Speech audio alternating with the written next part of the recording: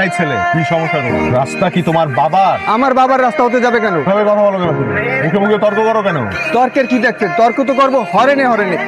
তুমি কি কথা হুশ করে বলবা? বেয়াদব কথা কাম। আনিস সাহেব, ওনাকে জিজ্ঞেস করেন ওনার বাইকের দাম কত। বাইকের দাম কত? 2,10,000। 5 লাখ টাকা দিয়ে বাইকটা নিয়ে নাও।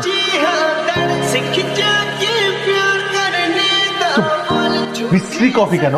কে বানিয়েছে? এক্সকিউজ মি স্যার, আপনি কফিটা এভাবে ফেলে দিলেন কেন জানতে পারি? কারণ এত বাজে স্বাদের কফি আমি কখনো খাইনি। তাই বলে তো আপনি আমাদের কফিটা এভাবে ফেলতে পারেন না স্যার। আপনি কাজটা ঠিক করেননি। আপনি এখনই এখান থেকে বেরিয়ে যান প্লিজ। আপনি আমাকে বের হয়ে যেতে বলছেন? আপনার মতো অভদ্র মানুষকে আমরা আমাদের কফি শপে জায়গা দেব স্যার। Mind your tongue. আপনি চেনেন আমাকে? আপনি জানেন আপনি কার সাথে কি কথা বলছেন? আপনি একজন অভদ্র মানুষ। এটা ছাড়া আসলে আপনার অন্য কোনো পরিচয় জানার আমার কোনো প্রয়োজন নেই। আপনি কন্টিনিউয়াসলি আমাকে অভদ্র বলে যাচ্ছেন। আপনি এক্ষুনি বের হয়ে যান। এই রেস্টুরেন্টের মালিককে ডাকেন।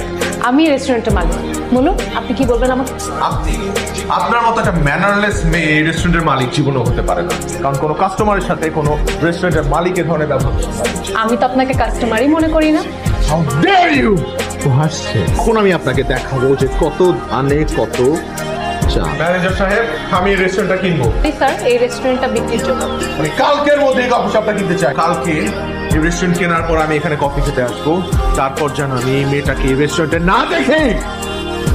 Hope to see you soon. আচ্ছা আমি 15 না, একদম 20 দিয়ে দিচ্ছি, কেমন? আপনার কথা কি কানে যায় না? তাহলে আমি 25 দিয়ে দিচ্ছি, কেমন? আপনার কথা গিয়ে আপনার বসের টাকায় আমি থুতু মারি। আপনি এখান থেকে বের হয়ে যান। আপনি 25 কেন 50 লাখ টাকা দিলেও আমি এই রেস্টুরেন্ট বিক্রি করব না। মা নারী, আপনি খালা, আপনি বোন, আপনি সব, আপনি আমার ঘরে বোন রয়েছে, মা রয়েছে, ওয়াইফ রয়েছে, নাকি বলে কেউ কনসেপ্টটা একদমই প্লিজ বিক্রি করেন না। আপনি আমার পাচা। আমি তন্দ্রা। টাকা দিয়ে বিক্রি করার জিনিস না। টাকার গরম অন্য কোথাও যেয়ে দেখাতে বলবেন। Get lost. আমি এই কফি শপটা কিনতে চাই, সেটা যে কোনো মূল্যেই হোক। চন্দ্রের সাথে আমার একটা মিটিং সেট করো। আমি ওই কফি শপে পা রাখবো তখনই যখন আমি এই কফি শপটা কিনতে পারবো। সরি স্যার, তন্দ্রা ম্যাডাম বলেছেন ওনার সাথে দেখা করতে হলে আপনাকে ভেতরে যেতে হবে। ম্যাম বলেছেন ম্যামও বাইরে আসবেন। তন্দ্রা ম্যাডামের বিষয়ে খোঁজ নিয়েছিলাম স্যার। ওনার মা খুবই অসুস্থ, শয্যাশায়ী। ওনাদের আর্থিক অবস্থা খুবই খারাপ। বিদেশ নিয়ে যেতে হবে, অনেক টাকার প্রয়োজন স্যার।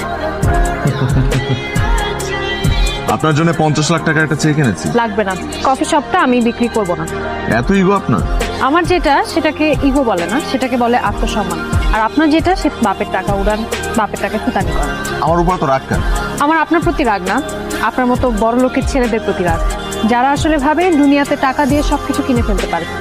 আসলে টাকা দিয়ে সবকিছু কিনে নেওয়া সম্ভব। Because money is power.